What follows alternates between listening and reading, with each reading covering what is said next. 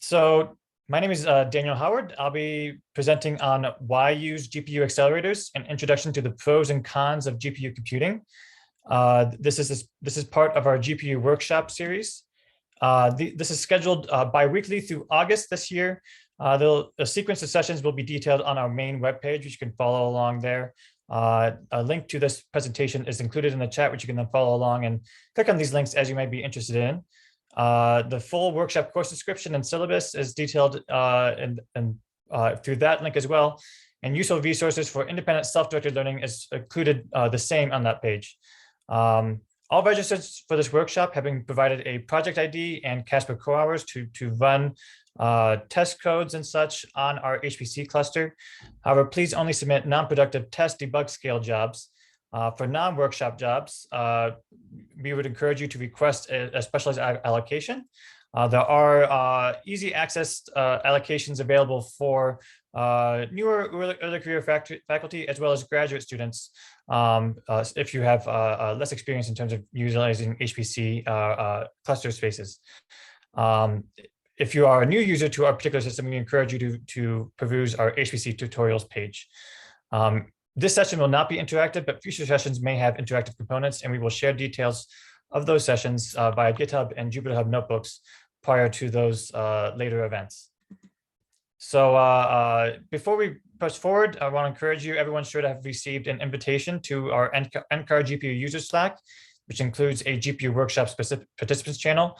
We encourage you to engage in these spaces to meet your fellow colleagues who are also eager to learn about GPU computing, as well as then to interact with other colleagues here at NCAR who are working in that space.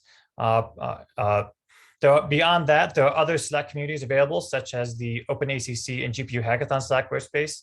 That one is managed primarily by NVIDIA.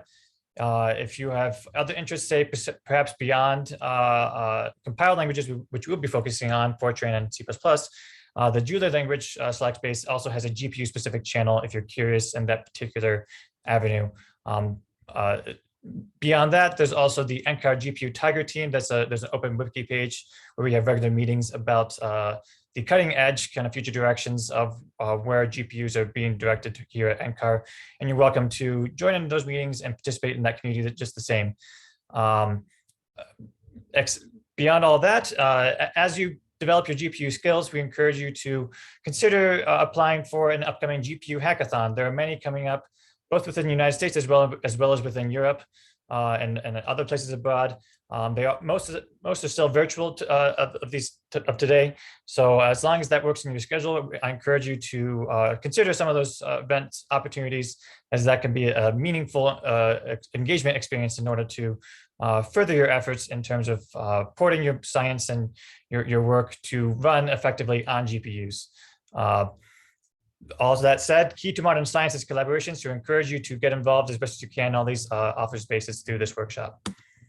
So getting into today's discussion, we will be focusing on basically, how we are achieving high performance computing with GPUs today. Beyond that, then we'll talk about the history of GPU computing and how we got to where we are today, and then talk about the trends of performance of those hardware types compared to CPUs, which you might be used to. Then we'll compare, say, CPU versus GPU, specifically vector and thread processing, and talk about the software paradigms currently in use today for GPU computing and how to approach GPU projects and GPU refactoring using some of these types of software paradigms. So basically, GPUs today, they enable exascale.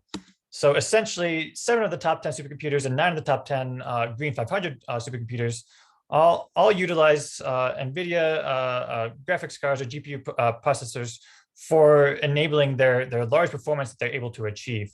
You can see this across Summit, Sierra, Perlmutter, Selene, Joules, HPCS cluster, as well as the Voyager EU S2 cluster, all around the world in terms of leveraging GPUs as the primary component that pushes for high throughput computing amongst many of these large scale computing clusters. Essentially, what's happening is GPUs are enabling a 3.5 times more flops per watt efficiency. So that enables lower costs just in acquiring the hardware, and thus then makes these GPU systems much more achievable and eases greater access for our community to these types of hardware for the modern day supercomputer. Essentially, GPUs, as we'll talk about later, are designed to be inherently parallel. There are many, many threads that run across a single GPU, whereas individual cores, though we now have multi-core CPUs, individual cores on a CPU are designed primarily for complex serial tasks. So the emphasis here is that these GPUs are creating a more inherently parallel design infrastructure, while the CPUs were, as they were designed over these past few decades, were apparently more for complex serial tasks and only had the parallelism added through, say, connecting multiple CPUs to each other.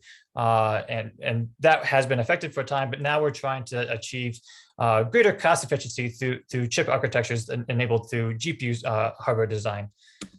So just as to clarify, say the performance over time of these different hardware paradigms, here in this plot, we can see the performance of CPUs, primarily Intel-based CPUs, that being the blue triangles in the lower portion of the plot, compared to other NVIDIA and AMD accelerator type hardware.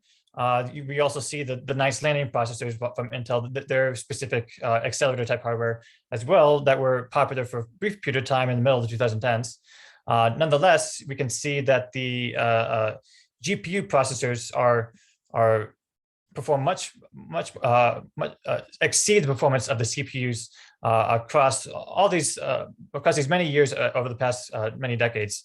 On this log plot, there's still very much significant greater performance.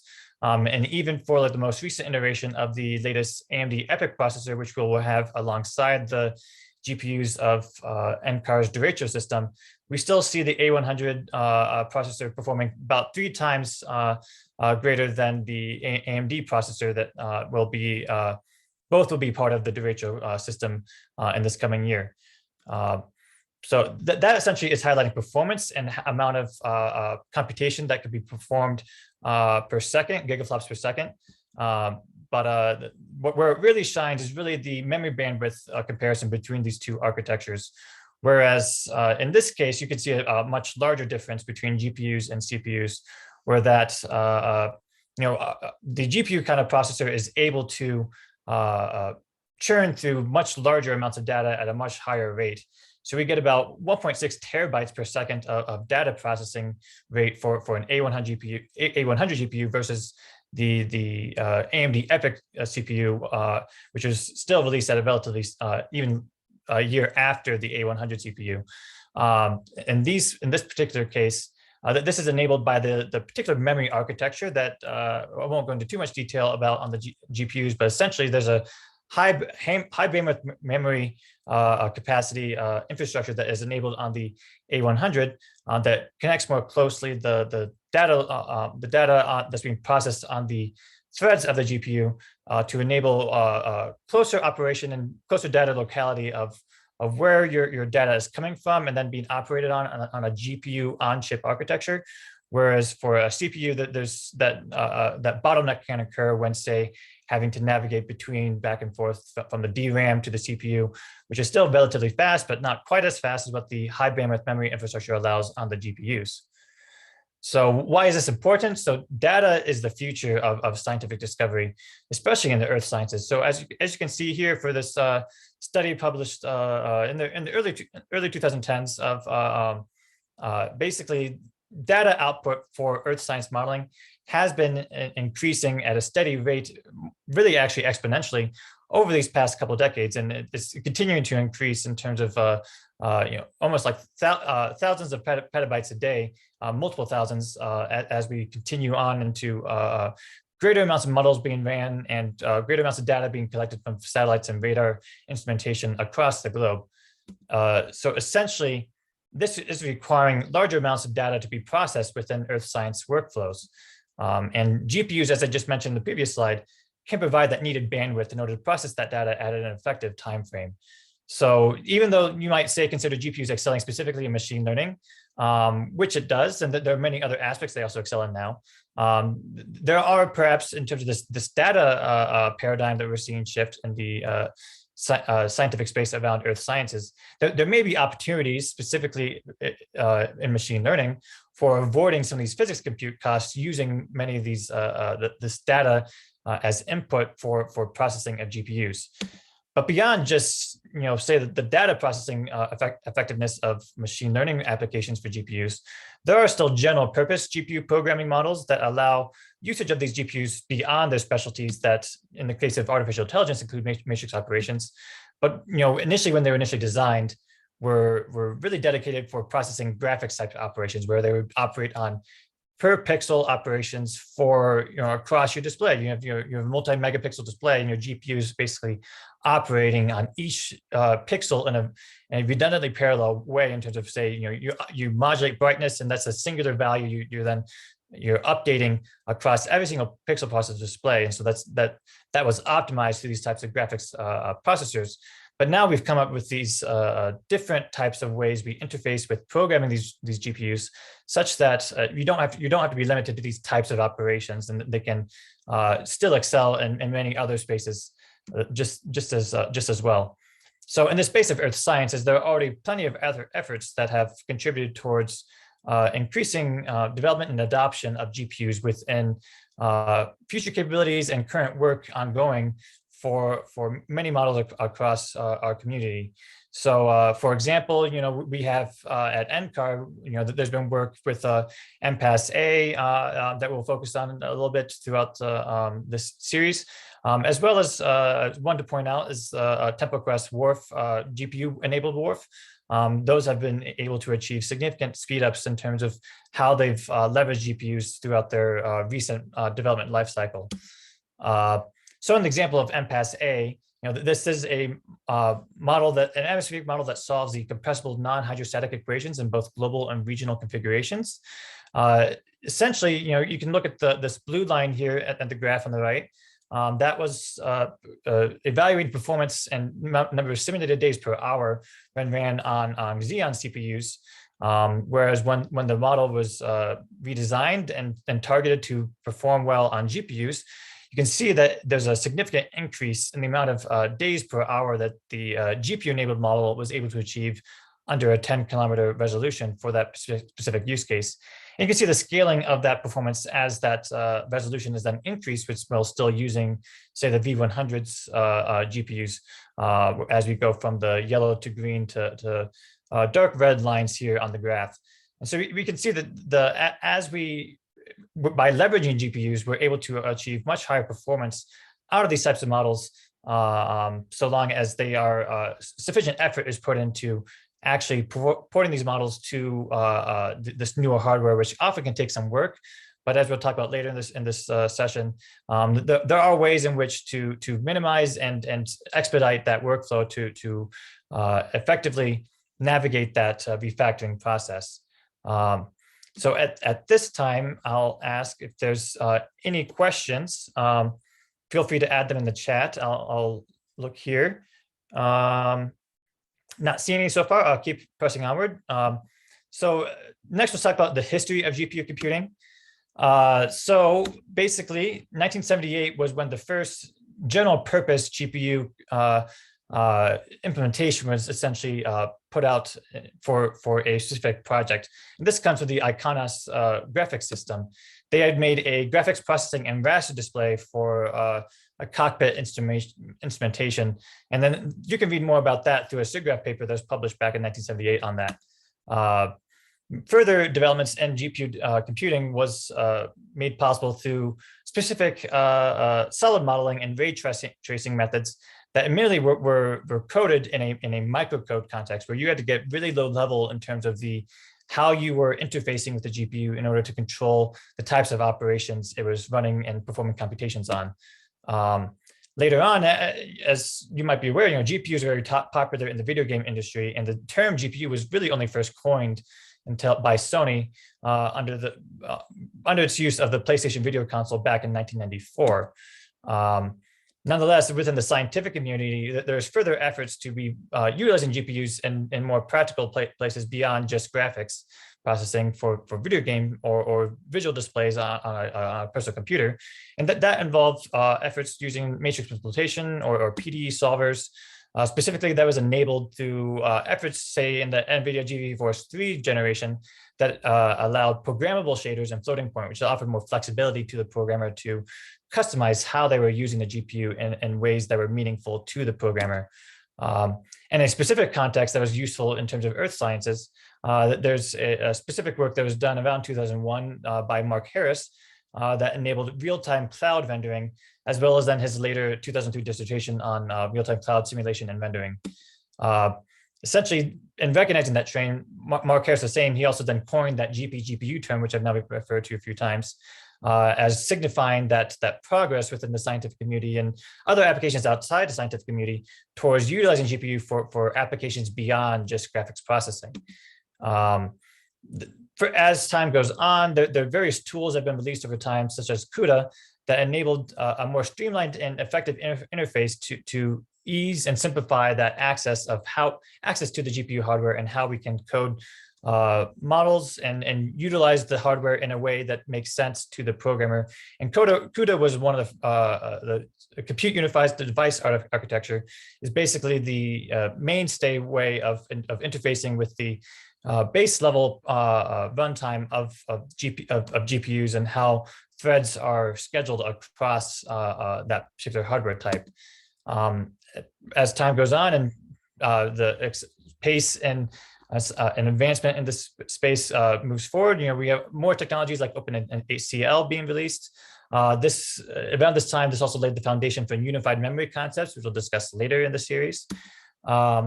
And one we'll focus on specifically in this particular workshop series is OpenACC, which is a directive-based programming approach. It's actually, if you're familiar with OpenMP, it was actually a fork from that particular model. And over time, there had been and still are plans. It's debatable in some terms of how they'll play out exactly.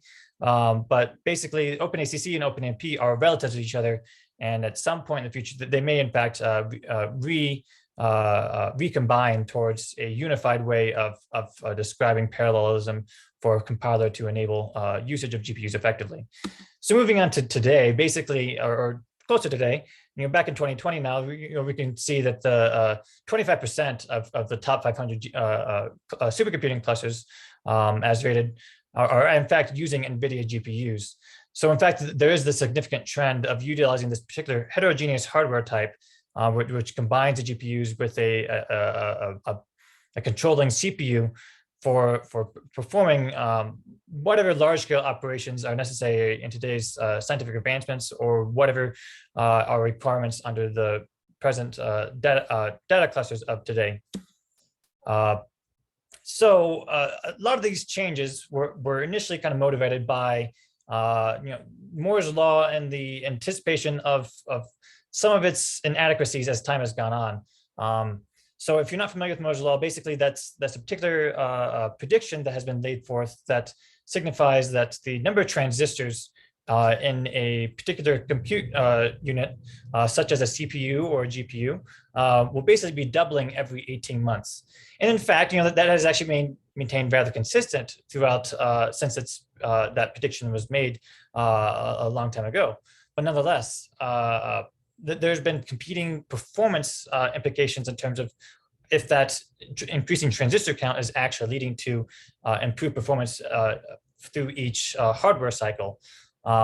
So as we might see, in the initial stages of Moore's law, we could expect just by waiting around each year or so that you might get like a 50% performance increase each hardware cycle when a new hardware type comes out. But that has become more and more difficult especially over the last couple of decades, due to just issues around heat output and how these smaller and smaller transistors are able to effectively manage the heat being produced by these millions of amounts of transistors that are being packed in these tiny spaces. So around the period in 2004, we see a distinct shift to multi-core processing, and where you might recall like Intel Pentium processors that had dual core processors or 4-core, 8-core, etc. And these sort of approaches are meant to get beyond that heat limit that we're having in terms of each processing core being limited by that heat it's putting out and our ability to manage that effectively. So instead of just expecting faster and faster performance from each CPU core or whatever processing unit we might be using, we're shifting to a period of time over this past decade now of achieving greater performance, not through just a faster frequency or faster clock rate and faster throughput of data on each core, but really on our ability to manage across multiple cores in a more parallel and concurrent fashion. So our ability to design software and our models to leverage that parallel processing effectively is really where we see the future of computing today. And so in understanding the history of GPU computing, it's important just to understand that context and future direction of why we're adopting GPUs. GPUs are being preferential today just since they're much more energy efficient and they're much more able to compactly combine many processors into a smaller space while still being able to manage some of the problems we've seen over these past few decades around higher transition rates and the higher amount of heat output. And given that continuous development and shift towards GPUs, there's now been a long and established communities around the scientific use of this hardware platform.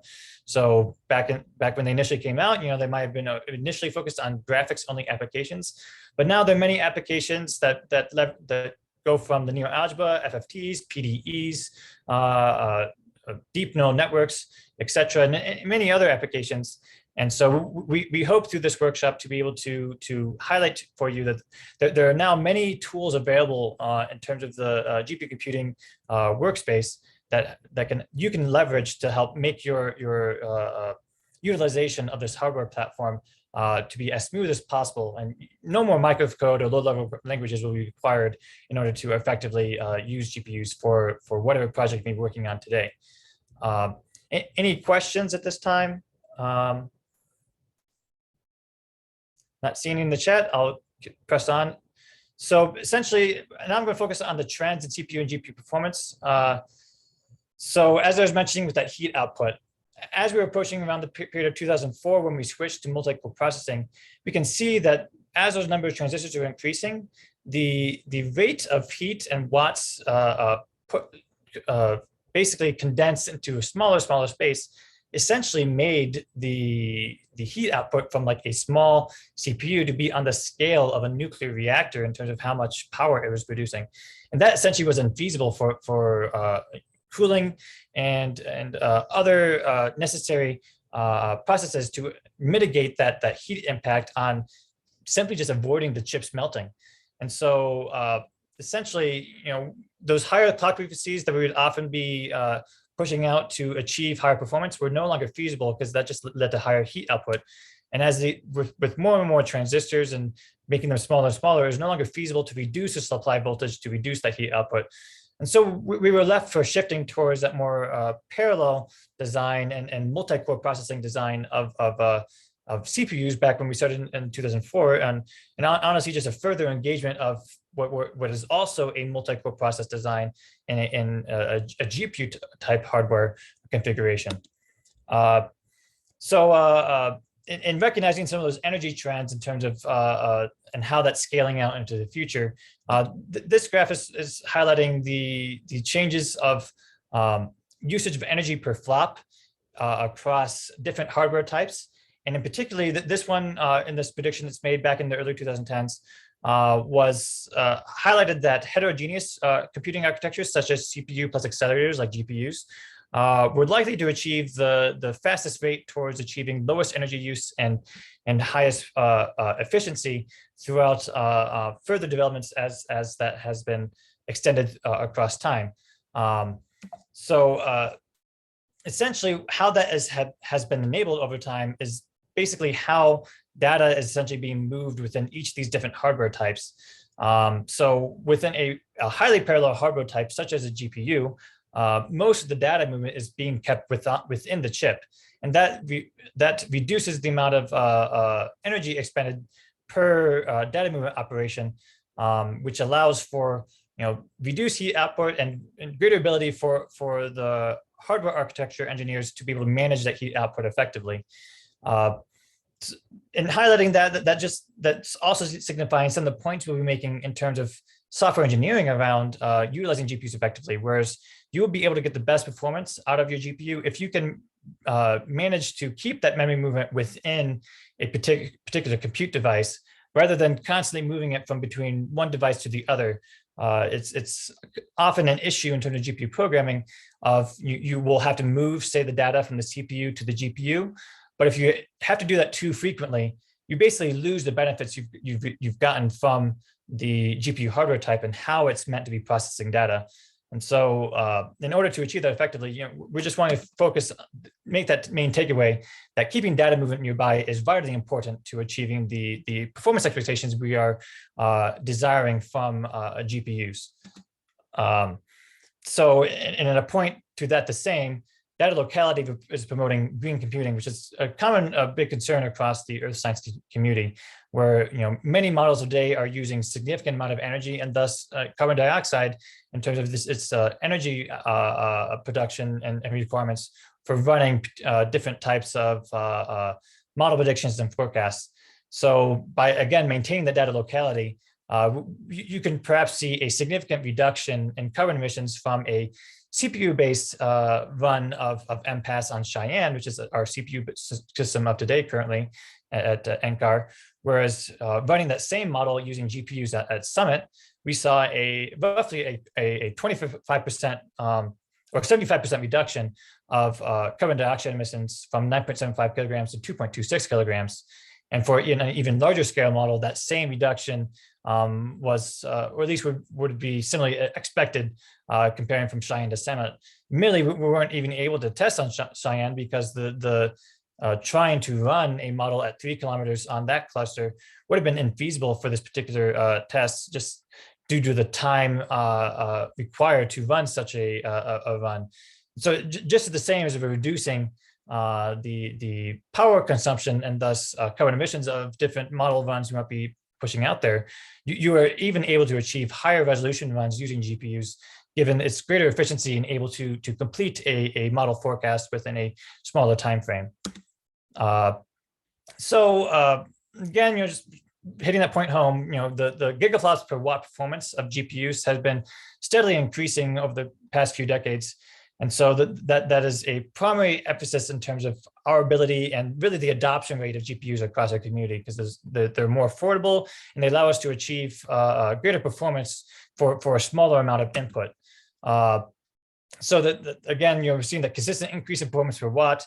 And as another aside related to that, the teraflop performance and the amount of computations we see per second, basically single precision and both double precision are also seeing consistently increases of performance compared to CPUs. It was only recently that the double precision was more widely adopted across the GPU computing space. But nonetheless, I'm pointing this out specifically, that as I was mentioning, that data throughput part being the main takeaway around why GPUs perform so much better. When you use double precision versus single precision, there's a significant opportunity cost in terms of the amount of performance you can get. Whereas, in the graph on the right there, you can see you get about you can get 7 to 8 teraflops of performance when you're using double precision arithmetic, whereas you can get 15 to 16 teraflops performance when using single precision. And that just relates to the amount of data that then each represents. Single bit is a 32-bit representation, and double precision is 64-bit representation. And that just means more data that has to be pushed through the processor. But if you can reduce that amount and thus then allow for a greater usage of that high bandwidth memory, you're able to achieve much greater performance. So just as a side note, in mentioning that, it's you might want to look into that further in terms of some recent discussions and research performed in that space in terms of using mixed precision arithmetic and earth science modeling and other recent research in that space. So essentially those models of today are often memory bound, and reducing that position can often increase your bandwidth significantly. Whether or not that impacts, say, the error in the actual forecast and reliability of the forecast of whatever type of model you're running, whether it be within atmospheric modeling or wildfire modeling, or wherever you might be, whatever area of study you might be working on, many of the errors end up being realized at the end compared to, say, from a double precision to single precision, tend to be minimal in many cases. And so that might be useful to explore in terms of achieving as much of performance as possible through different approaches of how you might be leveraging the GPU hardware. As highlighting all these sort of trends, basically what I'm trying to have you realize is there's been a shift in the constraints that high performance computing has set itself to focus on over the past few generations. So old constraints of HPC have focused primarily on cost being in the amount of like flops you're able to achieve for system, making sure that you have the highest performance, and the hardware itself is just costing a lot of money to run. There's memory scaling issues, basically trying to maintain the byte per flop and capacity of how you're moving data around the system, as well as just navigating the whole MPI plus X model and how data is moved across different nodes of a cluster. But in the new era, or what we are currently actually in today, I'd say, is power is primarily the current design constraint, where the cost is really that data movement. It's not really the compute cost. The sending data across a cluster is very expensive, and so as much as we can keep data within a local compute space and compute area, say on a chip, that allows us to achieve the greatest efficiency and highest efficiency of costs and expenditures that say you might be able to fund through your research and what a particular problem is expecting in terms of use of energy for a particular model run. And so that essentially has led to a focus on concurrency and parallelization of parallelization within the chips themselves, and that's like across many different nodes connected to each other that would then provide the parallelism in that modality. So it's essentially leading to this more locality-based approach to how we think about supercomputing of today, and has created this heterogeneous approach with the CPUs connected alongside GPUs, where the anticipation is that most of the highly parallel performance will be achieved through those connected accelerators like GPU hardware, rather than a increase in performance just by having more and more nodes connected to each other across a particular cluster. So if you want to learn more about that, you feel free to reference the exascale computing trends discussions as linked there in the citation. As we push forward in terms of talking about comparisons between CPU and GPUs, I'll have you remember a recent discussion from our initial session 2 weeks ago. So if you recall Flint's taxonomy, basically it's a particular organizational structure that we've set for how we identify types of parallelism within different types of data operations. So we have single or multiple data operations, or single or multiple instruction operations, and primarily within a CPU or a GPU, most of that parallelization has happened through a SIMD-like process, a single input multi-data. So this might be common in terms of vector processors in like a CPU. You might be familiar with the term AVX512 in terms of how an Intel processor might be splitting up work across its bit registers in terms of processing multiple data elements using a single operation. Essentially, GPUs are doing the same thing, but the hardware differences, essentially we'll rename this to what we call SIMT operation, where T is threads in this particular instance. And so there's some minor differences. We won't go into too much detail, but nonetheless, that threaded operation has some slight differences in terms of how we expect the hardware to perform in comparison to a CPU type architecture. So here, we have, the CPU versus GPU from top to the bottom there. And CPU basically has, the instruction operation has to be loaded into memory for each individual register, where then it's then operated upon in that parallel fashion across all the different memory registers. Whereas for a GPU, we have these like thread compute units that instead is controlled by a singular larger instruction decoder and warp scheduler, as it's called. And thus then there's that lesser complexity there in terms of how the operation might have to be loaded between for each register, and instead it's made to be the same across each operation. As a related point to be made, SMT, streaming simultaneous multi-threading, that's basically a hybrid of these two approaches. Whereas, on like a multi-core CPU, you might have multiple processors that could run across the different multiple threads that can run across the multiple processes of a CPU. And they can combine together in very flexible fashions such that they can utilize the different registers depending on what makes sense in terms of the operations being performed, such that they perform they interact with each other in a seamless way as possible.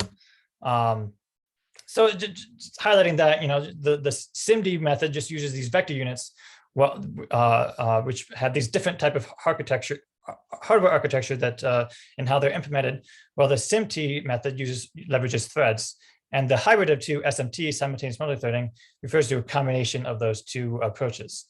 And so making that point, basically, let's just talk about the differences between a CPU and a GPU. So let's look at the CPU AMD EPYC bus.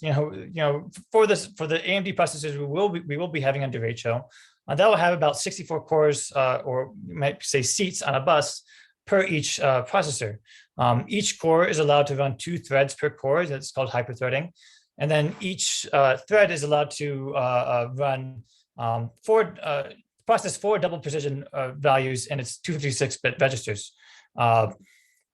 When expanding that out in terms of the amount of parallel operations you have concurrently, that then allows for 512 SIMD operations per clock cycle, essentially. Whereas when we compare to GPUs, a GPU will have what's called 108 streaming multiprocessors, or SMs. And this can be in a training context, each car. Each car then will have 64 seats per streaming multiprocessor. And then each seat is allowed 32 SIMT threads per warp. That's allowed to run on each SM.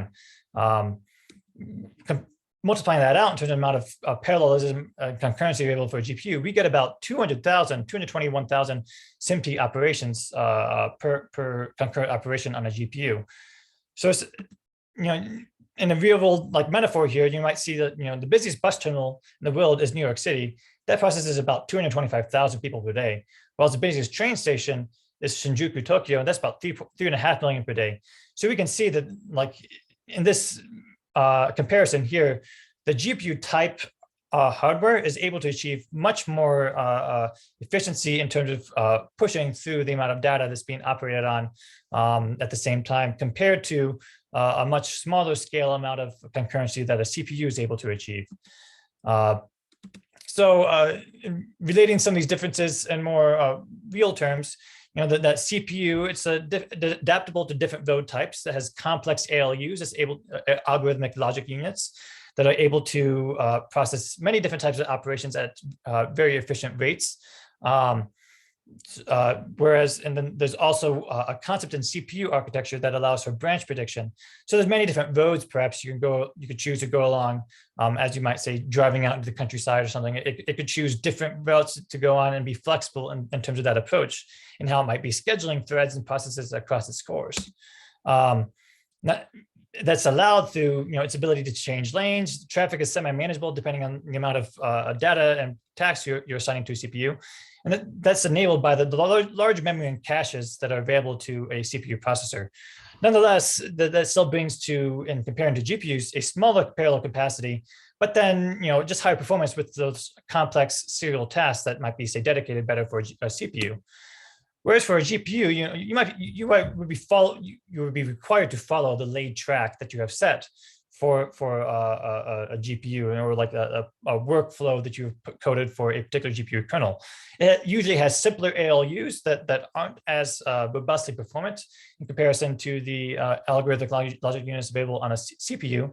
But nonetheless, it's able to still churn through data just at a much higher rate, given the amount of data it's able to hold at once, and push through its registers, given the utilization of its high bandwidth memory architecture that's part of its design. Nonetheless, it's still limited in terms of the amount of flexibility it can have across say different branches it can perhaps optimize for in choosing a route to go on. Essentially, the GPU threads has to, in an example of like an if-else statement, it has to run through each if-else, even though one might be not be relevant for a particular thread. It'll just end up running null threads for the if statement, say that's not applicable for a particular branching statement in a program. Nonetheless, that memory issue in terms of moving memory back and forth from the CPU side to GPU side is really where a GPU can start to falter. There's that high cost to move memory back and forth to the device. So like in the case of a train, every time you come to a stop or a new station, you have to spend a lot of time like slowing down the train, letting people off, and then putting people back on, and then picking up speed again. And the amount of times you have to do that in the same way of a GPU program, that's going to lead to much higher costs and loss of performance.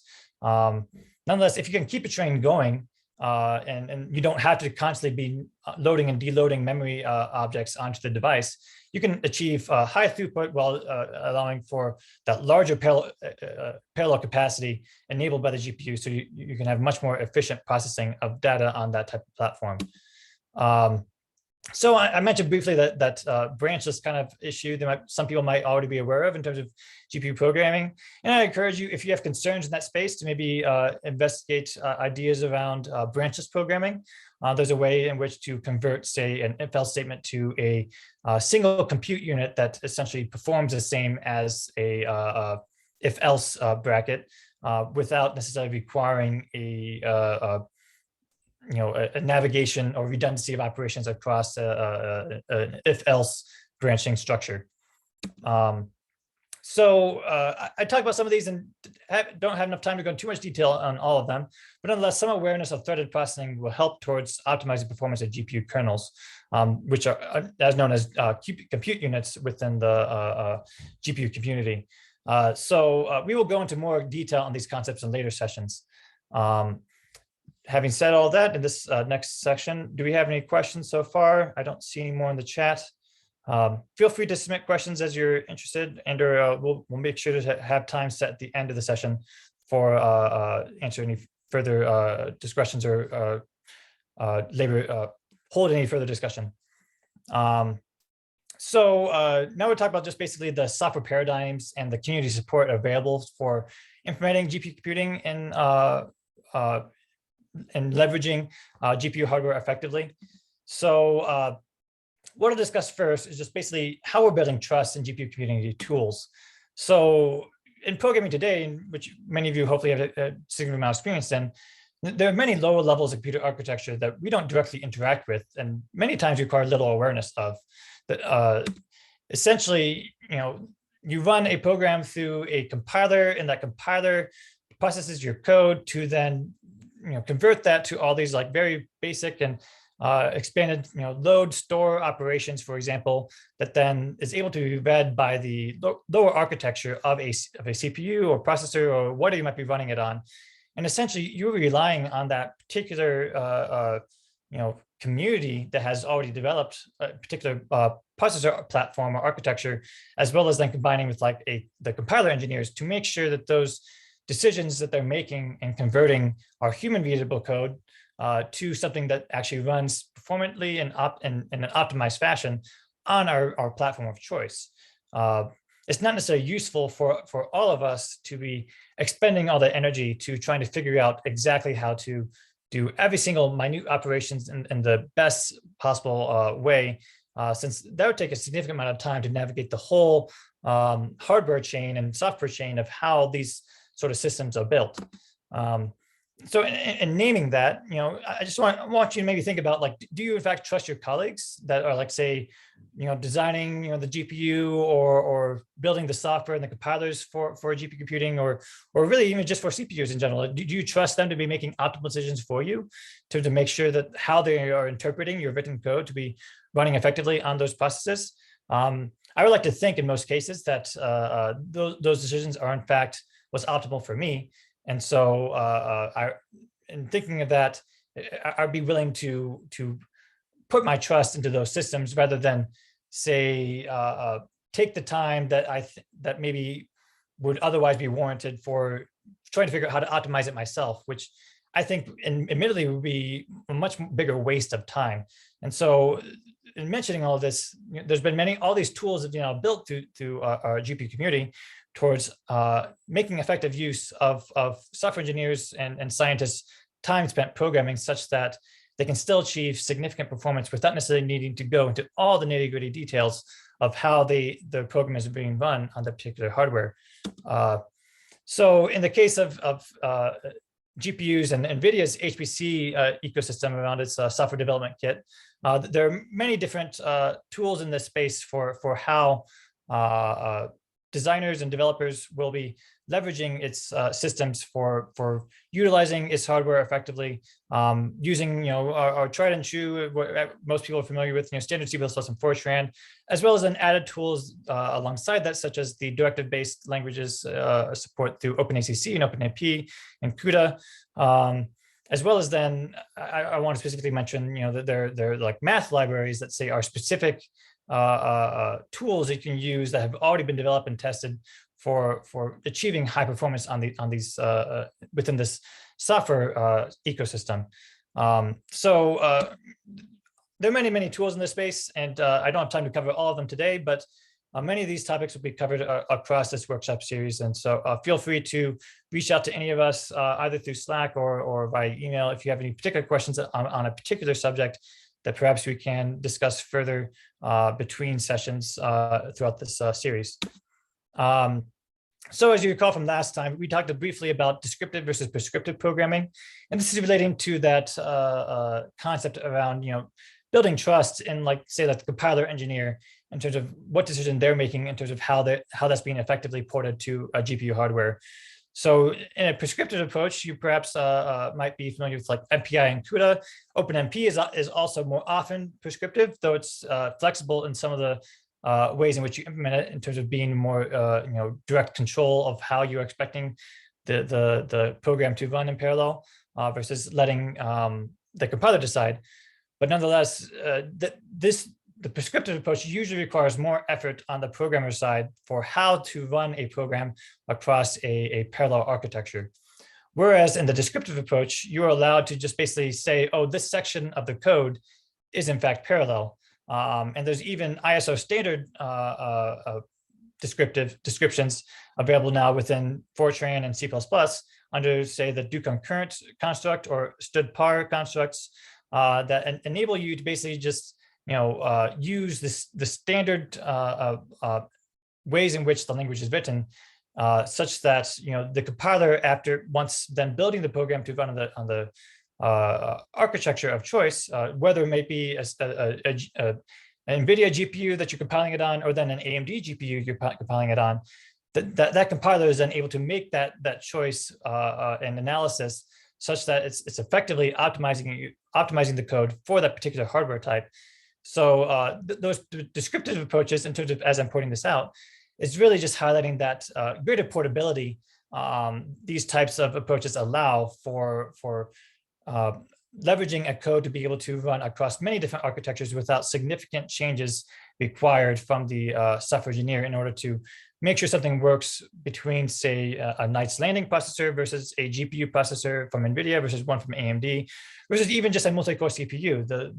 Depending on the hardware the compiler is being run on, it can make that decision in terms of how to effectively leverage the hardware available to it to run that particular program. And essentially, that's easing the amount of effort that needs to go in towards building the particular program. And as you can see, that there's many different approaches one could say choose for implementing a GPU program. You can, from maybe a basic C or C++ or Fortran kind of serial code, you can then add CUDA as a low-level approach for controlling the GPU, or you can use OpenCL or Silk. However, if you use OpenACC or OpenMP, that's just a pragma-based approach where you basically just supply comments to your program, and thus there's not significant changes that are actually made to the code. But to point out here, the CUDA, HIP, the more lower-level controls, low-level ways in which you might be controlling the program and how it's run on the GPU architecture, that often requires new codes and rewrites and extra work from the software developer. Whereas the OpenACC or OpenMP approach, those are often more easier to implement and still can achieve good enough performance. And as we still go on over these next few years, and continuous effort is being and time is being spent into further developing those tools to make sure that performance is still able to be achieved significantly on these more descriptive based approaches. Nonetheless, people still might be wanting that highest amount of performance possible. And so if you do want that lower level control, we can achieve the greatest performance possible. You can still use CUDA, say, alongside program-based approaches with OpenACC or OpenMP. And there are ways in which to marry the two together such that they work effectively with each other. Essentially within the GPU software ecosystem, at least around NVIDIA's approach and many others the same, or even just in open science in general, there are different tool sets that you can use towards accelerating your program. So basically we might have like libraries such as like QTensor or QRand that already have been well tested for achieving specific performance on particular types of problems, and usually are the best in terms of achieving the most optimized performance as you might be seeking in a particular development project. Directives, however, allow for at least some more flexibility towards addressing a particular program type and problem you might be trying to solve, while still making it very easily accessible to the developer without significant code changes to enable such porting of a model computation to a GPU architecture type. If you want the greatest level control, again, it's that CUDA or lowest level programming languages around actually being very specific and prescriptive about how you are controlling the GPU hardware. And so just as a recommendation, it's usually useful to focus on whatever opportunities you have already to just use an already in place model or library that does the work for you, that matches the particular types of problems you're working on. And then if there's not a matching library that works, you can then shift to trying to implement directives and see how that performance is, how much you're able to achieve improved performance using a directive-based approach. And then after, say, directives, and if you maybe done some profiling analysis on it to just see maybe some kernels that you now converted using directives aren't performing that well, you might then use the CUDA programming approach to further optimize and get the greatest bang for your buck in terms of the hardware that you're running your program on. So this is only a suggested order of implementation as part of a GPU project, but it'll definitely depend highly on your model needs and whatever workflow you might be constrained upon. Nonetheless, when using any of these approaches, it's always important to measure progress. And so we'll talk more about this later in terms of using profilers like Nsight Systems and Nsight Compute, but you'll often want to, even before starting the GPU project, profile your project, see where it's running. You might already have some thoughts on what parts of the model might be not performing well, but honestly, let a profiler make that analysis for you. Then determine that the limiting areas of your applications, apply optimizations, and then iterate across that multiple times. And that also allows keeping a record throughout the development cycle of your project, and allows for a greater community of understanding around open science and sharing of how you are doing your work most effectively across a software's lifecycle. So in comparing some of these approaches, essentially the standard parallelism or ISO standard level parallelism within C++ Fortran, that's in the stood par icons here. They actually tend to perform the best, at least in this particular example, using NWChem as a example to focus on. But nonetheless, the OpenACC and OpenMP directives offloading towards GPUs, those tend to actually perform similarly. That not one necessarily performs better than the other all the time. Though they're, at least in this particular example, in the current state of development of OpenACC and OpenMP, OpenACC, the yellow dots, at least more often, slightly outperforms OpenACC. But nonetheless, once we include, say, like an accelerated library like QTensor, porting the models to run QTensor instead actually achieves much greater performance. So that's why I was emphasizing earlier, like if you have a library that does the work for you already, try to use that first before trying to manually optimize your code through a directive-based approach or a CUDA-based approach. So hopefully that gets their points across in terms of these sort of differences. If you want to learn more, feel free to refer to the citations in any of these slides. So again, the future directions of GPU computing, tools is constantly being expanded upon and worked upon towards further moving towards a more descriptive-based approach, at least what I'm sensing, and enabling a greater accessibility towards GPU programming. And so OpenACC, OpenMP are still robustly supported. They continue to be worked upon. They, in fact, may merge in the future. That's an ongoing discussion. But nonetheless, they are also incorporating ISO standard parallelism using unified memory, which we'll discuss in later sessions, and how you can enable parallelism through a more streamlined approach in how you design your software.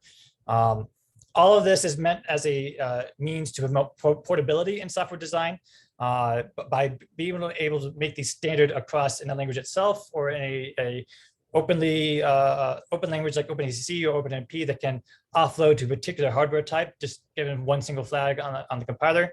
That allows for greater portability in the models. And given that software often lasts in multiple decades, whereas like hardware might be last for only 5 years, it's very important to design your software to be portable across different hardware generations.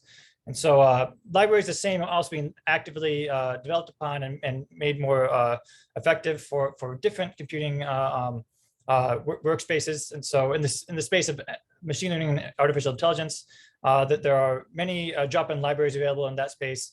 And even within Python, there's Legate and NumPy and QNumeric that are really simple opportunities for integrating high-performance GPU computing in a simple change in what library you might be importing at the Python header. So we only have a few minutes left, and I don't want to go too much over time, so I might go through these last few slides very briefly. But nonetheless, there's been some case examples you might look into further in terms of GPU monetization and best practices for how to approach that. Often this can be a multi-year process, but like given some of the developments lately in GPU software ecosystem, I expect many of these timelines might be shortened if you can plan these effectively. And so this might involve, refactoring and removing GPU anti-patterns that involves looking at memory movements effectively, incompatible data constructs, such as the standard template library that might not be feasible on a GPU hardware platform, taking the time to make a mini app or using portable abstractions and frameworks. If you want to learn more about these types of approaches that are recommended for approaching a GPU project, I encourage you to look at that the Exascale Computing Project webinar series about these sort of ideas.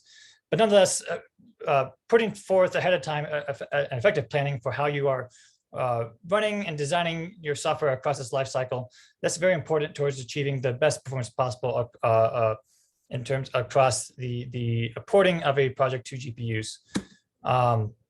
So in this example of porting areas like Lagrange capability model, you initially will often see a reduced performance of your model, and that's usually because of the data movement anti-patterns that take some effort still to design around. But once you optimize across data movement and maybe other recommended approaches for increasing performance on a GPU, you can still see significant improvement on your model performance over time. And so I just want to encourage you as you approach some of these projects in the future that don't be discouraged by initial poor performance, because as that is likely indicative of just different optimizations you have to take throughout the whole course of the software development. So again, the effective planning and coordination will be most important towards achieving the greatest effective use of GPU hardware. And we'll talk about some of the softer topics around community building and planning of how you are approaching GPU software design in a later topic called co-design. So in any case, thank you for your time. If you have any further questions, I appreciate having them, and feel free to submit them in the chat. Additional resources for learning about these spaces can be found on this slide here. If you're interested specifically in the AI space, you feel free to go to that site that has a list of many different courses specifically for earth sciences about artificial intelligence. Otherwise, feel free to read some of these excellent guides and papers around GPU accelerators and their expected use in the future decades. Again, thank you for your time, and feel free to happy to take your questions.